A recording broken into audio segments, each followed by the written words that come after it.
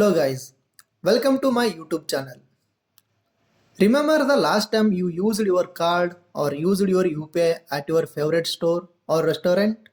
What if I tell you that there is 99% that you are dependent on the same company's machine for all over these transactions? This company is unspoken giant in the fintech world and makes over 1700 crore in yearly revenue and will also be one of the hottest IPOs in this year. In this video, we will cover everything that Pine Lab has cracked to become a payment king of India. Pine Lab is not a new age startup.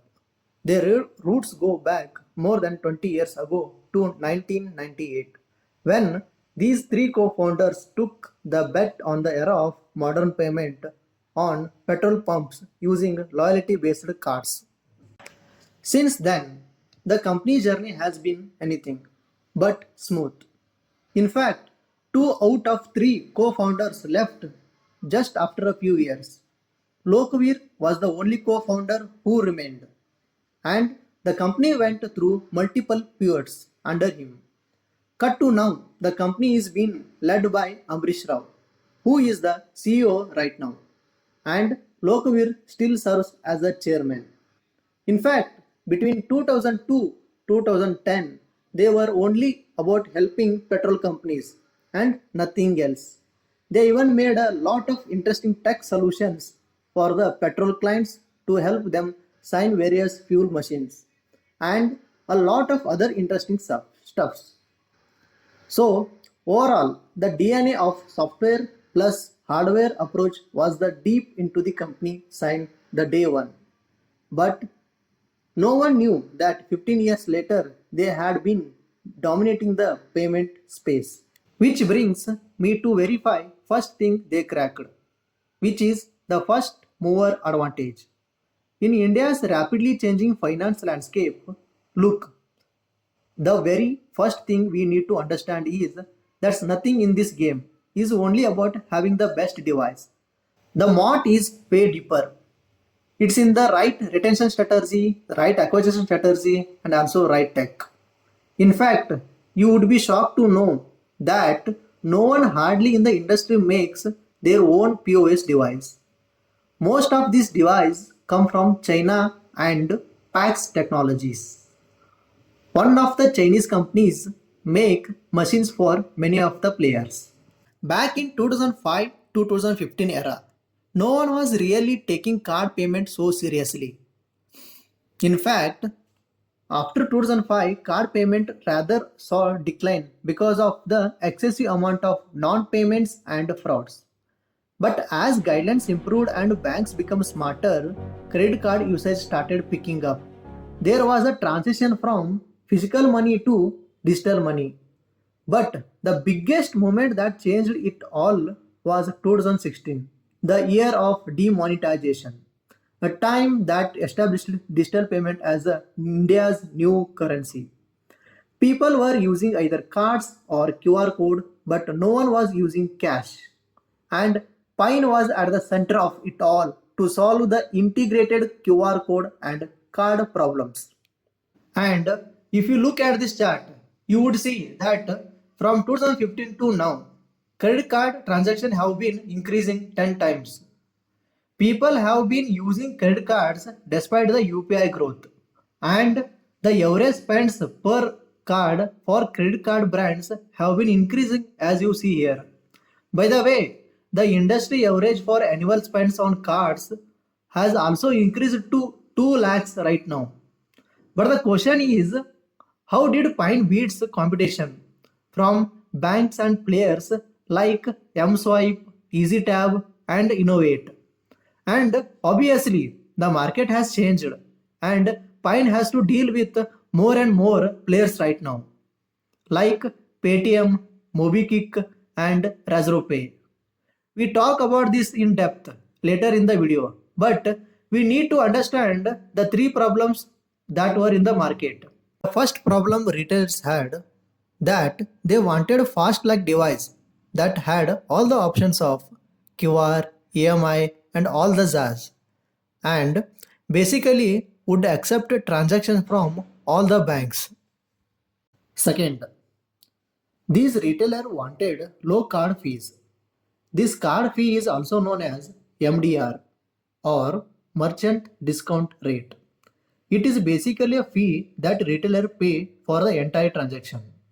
It's anywhere between 1 to 3% and get distributed among network like Visa, Mastercard or RuPay and also one bank called acquiring bank. The third problem was smooth real-time inventory management, billing, working capital loans, rewards, etc. And Pine was the first one to solve all of these together better than anyone. They were the first movers in a lot of things.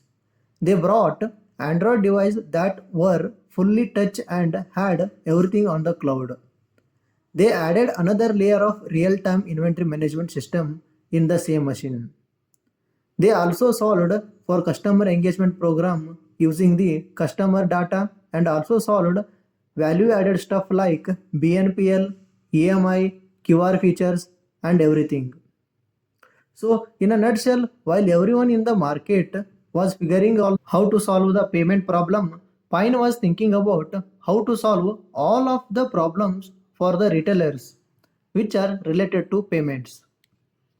Also remember how the hook for Paytm became their soundbox. For Fine Labs, over the time, it became the better looking, fancy white device that were way superior than anyone else and were great for positioning at checkout. They even launched a lot of big POS machines only for the big stores that no one was focusing on. This became the reason why banks started partnering with Pine instead of looking at them as a competition. On Pine's website, you can see the partnership it has with multiple banks, including HDFC, where HDFC most likely take Pine's device and then deploy it to its own merchant network under its own brand name. A little white labeling sort of thing. And Pine must be getting some rental or license fees out of their entire thing. So their client acquisition happened by two routes. One was by Pine itself and second was by the banks. But now you must be wondering, how did Pine stay relevant after 2020? And what are they doing now that has worked for them? Despite top guys like ResroPay and Paytm coming to steal the market, the answer to this is top-down approach. Look, the competition is more intense than ever, as every fintech player is almost trying to do everything right now. Just look at this chart. You will see all the biggest fintech companies now expanding to multiple segments and now competing with each other's player. And obviously, this is the happening a lot with all the acquisitions. All these big players are making too, but we will get into that later. Look, Pine went after a very specific group of customers. And let's draw a parallel with Paytm and ResroPay. For example, in retail, if you see, ResroPay went online first and sold gateway and is now coming into offline. Paytm, on the other hand, took the offline first approach but went bottom up and started targeting small vendors and is now moving up the ladder to modern trade with big devices. Pine Lab, on the other hand, did something very interesting. They took the top down approach and that too only offline. They started targeting modern trades first and did not even get into general trade. They only targeted the biggest retail brand stores. Even the first retail client of Fine were clients like Future Group and Shoppers Stop. Companies who have had more than 100 of crores of revenue, they all focused. And now they have Chroma, Nike, McDonald's, Apple, KFC, Sony, you name it. Every big major retail brand has used Fine and their client selection become a masterstroke. Why? Because just imagine you are a Chroma. You have a multiple dealerships and franchises and you have a clarity on who some of the preferred banks are and what will be the MDR fees that you really want on your stores. Now in your example, let's assume that Chroma has been using Pine Labs device for quite some times and they have got them used to the interface. In this case, it will be extremely difficult for Chroma to ditch Fine Labs and get a new service provider because of any minor conveniences. It just does not make a sense for Chroma to do this because they are dealing in a very big transaction volume and every small amount of friction causes a business loss. Pine Labs knew that these big retailers are very different from small retailers or MSMEs who would just change the PO system because of little better rate or because of any other minor inconvenience. Also, targeting big stores helped them gain access to way bigger distribution and more chain very quickly as compared to their competitors. For example, if the Chroma partnership goes well, Tata might start using Pine Labs for Tanishq stores also. And onboarding even one brand can lead to sizable revenue. See, one thing to understand here is that the main money is not in one time installation fee, but in the recurring fees that Pine Lab generates from subscription charges and other EMI and processing charges. The entire business model is recurring SaaS like business model. So the approach of having few customers who do transaction on big volume and stay longer with you is better than having more customer who do transaction on fewer volume and even have a highest probability to move to other service provider. In fact, as per the company, they have 30 to 40% of revenue coming from machines and the rest is coming from everything else that they have. That will be discussed shortly. And now Fine is trying to penetrate into other side of market. For that, they are also moving beyond India and even targeting smaller retail merchants like Kirana shops. They even have some device which compete directly with Paytm machines. Yeah, you heard that right. So Paytm, Razorpay and Fine are competing with each other right now. But now let's talk about the most interesting part of this strategy, which is the retention masterstroke.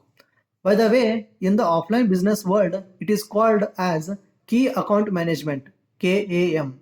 In simple words, more retention and engagement of any service is basically more time and more frequency of usage by your customers.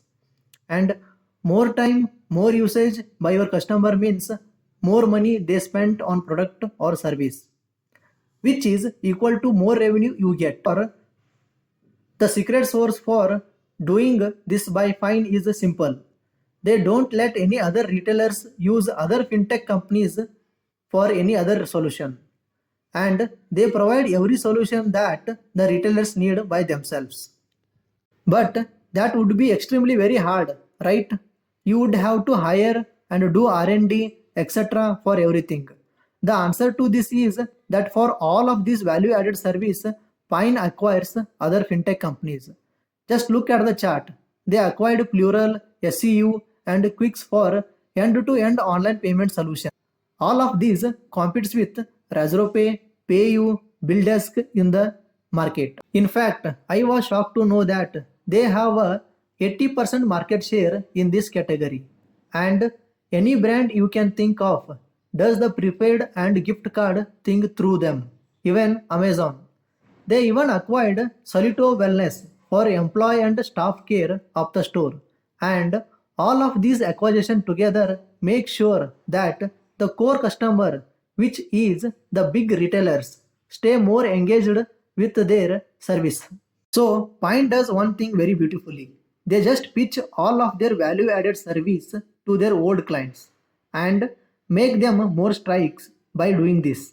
Pine does not remain as a payment company, but it becomes an ecosystem of managing everything in the retail store. This leads to more reliability on Pine, create more trust, and eventually increases more average revenue per user through additional fees that they get from all of the services. And now it will be interesting to see what strategy Pine deploys. to make sure that they are able to fight all of these new players, and also how they go from 1000 crore to 10,000 crore journey. Also, it will be interesting to see how IPO goes well. If you like this video, do like and subscribe the channel. I will see you in the next video.